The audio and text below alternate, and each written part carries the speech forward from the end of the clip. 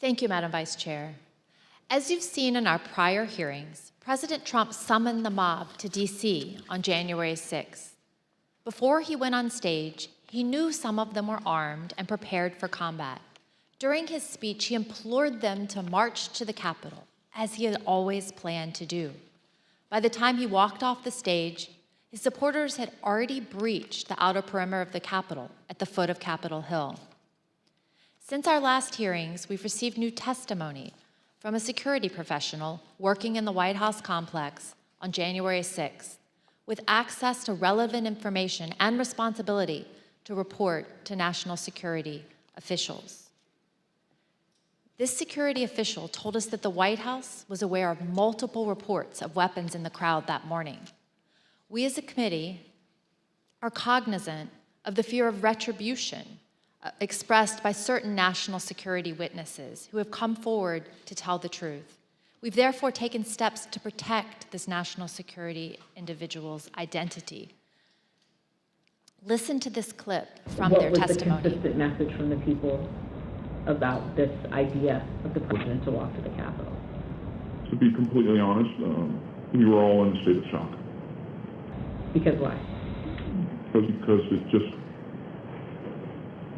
one, I think the actual physical feasibility of doing it, and then also we all knew what that implicated and what that meant, that this was no longer a rally, that this was going to move to something else if he physically walked to the Capitol. I don't know if you want to use the word insurrection, coup, whatever. We all knew that this would move from a normal, democratic, public event into something else. What was driving that sentiment, considering this part of it, the actual breach of the Capitol, hadn't happened yet? Why were we alarmed? Right. The president wanted to lead tens of thousands of people to the Capitol. I think that was enough grounds for us to be alarmed. Even though he understood many of his supporters were armed, the president was still adamant to go to the Capitol when he got off the stage at the Ellipse. But his Secret Service detail was equally determined to not let him go. That led to a heated argument with the detail that delayed the departure of the motorcade to the White House. We have evidence from multiple sources regarding an angry exchange in the presidential SUV, including testimony we will disclose today from two witnesses who confirmed that a confrontation occurred. The first witness is a former White House employee with national security responsibilities. After seeing the initial violence at the Capitol on TV, the individual went to see Tony Ornato, the Deputy Chief of Staff in his office. Mr. Ornato was there with Bobby Engel, the president's lead Secret Service agent. This employee told us that Mr. Ornato said that the president was, quote, irate when Mr. Engel refused to drive him to the Capitol. Mr. Engel did not refute what Mr. Ornato said. The second witness is retired Sergeant Mark Robinson of the DC Police Department, who was assigned to the president's motorcade that day.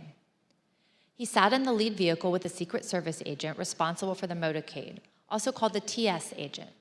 Here's how Sergeant Robinson remembered the exchange. Was there any description of what was occurring in the car? No, the only description I received was that the president was upset and that he was adamant about going to the Capitol, and there was a heated discussion about that. And when you say heated, is that your word or is that the word that was described by the TS agent? No, word described by the TS agent, meaning that the president was upset, and he was saying there was a heated argument or discussion about going to the Capitol. About how many times would you say you've been part of that motorcade with the president? Probably over 100 times. And in that 100 times, have you ever witnessed another discussion of an argument or heated discussion with the president where the president was contradicting where he was supposed to go or what the Secret Service believed was safe?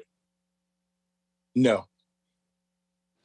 Like other witnesses, Sergeant Robinson also testified that he was aware that individuals in the crowd were armed.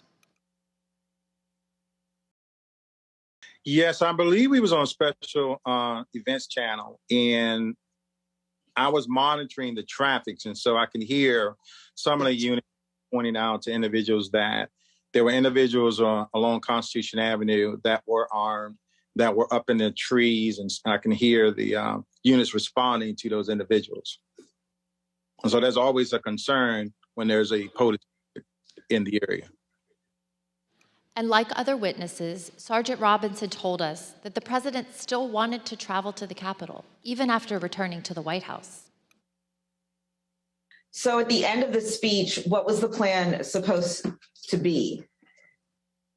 So at the end of the speech, we do know that while inside the limo, the president was still adamant about going to the Capitol. That's being relayed to me by the TS agent. And so we did park the ellipse and we responded back to the White House. However, the motorcade, the POTUS motorcade was placed on standby.